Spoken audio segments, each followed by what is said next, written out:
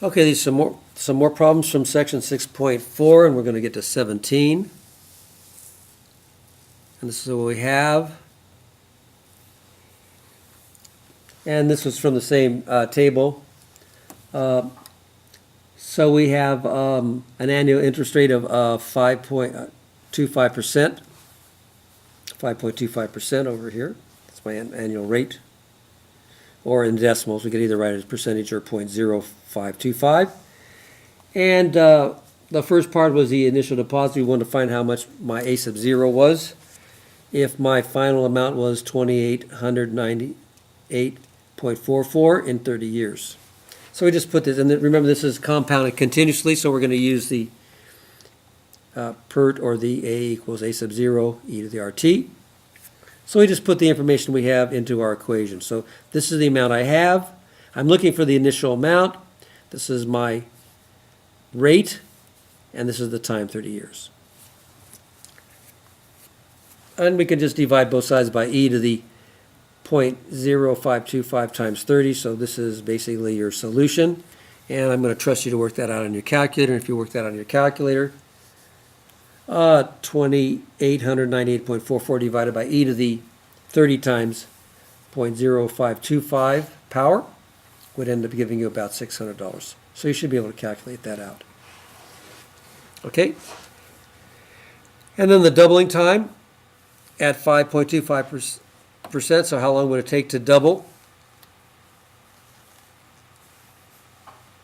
the amount? Now, we don't have the amount, but you never really need the amount because the ratio of my final amount over my initial amount would be 2 to 1 if I'm going to double my investment. So that would be just 2 equals e to the 0.0525t. This is my interest rate.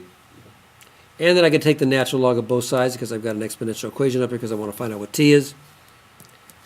So I do that. And then I can bring this 0.0525 in front. Okay, t.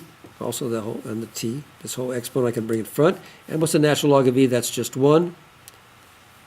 So this is my t. Then if I divide both sides by 0.0525, I get t equals the natural log of 2 divided by 0.0525, and that should be 13.2. That would be years. That's your time.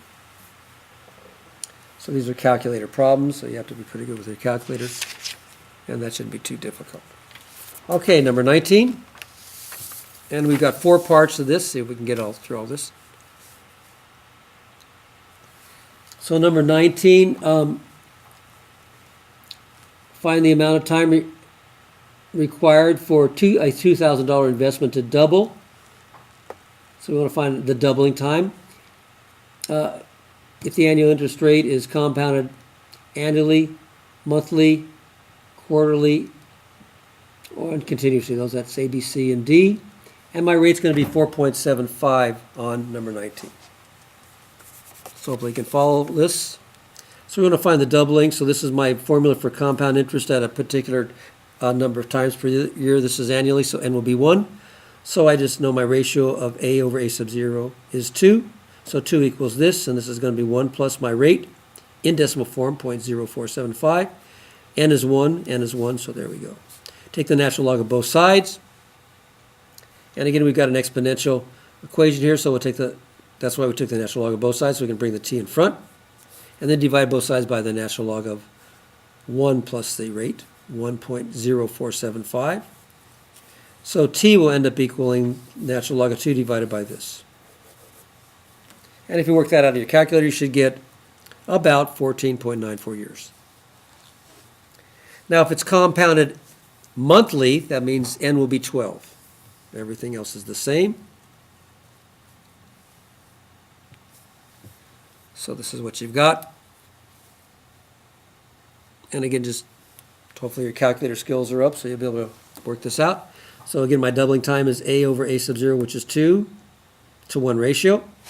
And that's 1 plus, now I'm going to have r over n, and n is 12, and 12t. Again, this is my rate, and monthly, my n will be 12 now. Okay, so again, I've got an exponential equation. I want to get at this t, so I'll take the natural log of both sides. Natural log of 2 equals the natural log of this whole 1 plus rate over 12t. Then I could bring the 12t and put it in front.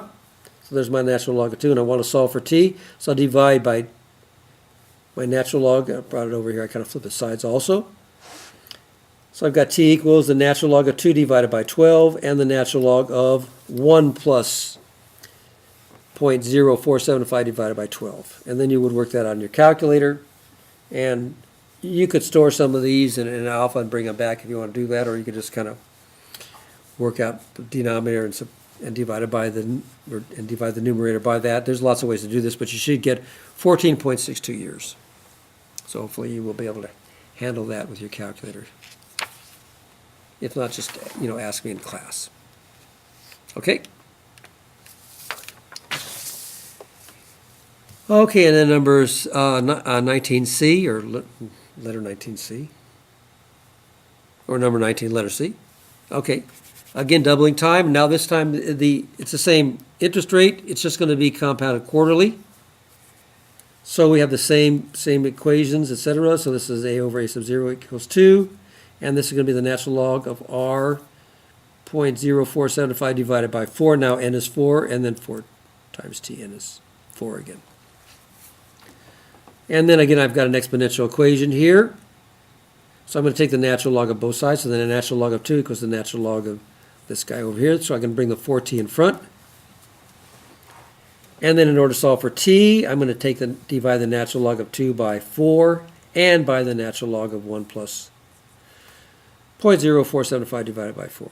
And then if you work this out on your calculator, you should get about 14.68 years. Okay? And letter D, how long is it going to take to double our money if it's compounded continuously? All right? So again, we're going to use this form now because this is the continuous. And that's where E comes in. That's actually how E was developed, from compounding interest continuously.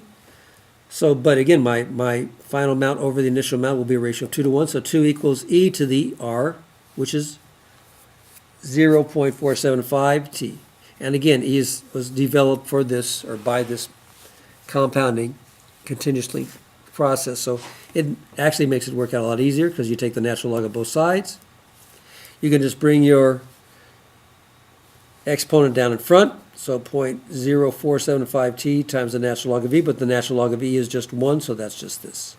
So I got the natural log of 2 equals 0.0475t. I want to solve for t, so I just divide both sides by this. So t equals the natural log of 2 divided by 0.0475, and then you work that on your calculator. That should be real easy, and you get 14.59 years. Okay? So I hope that helps.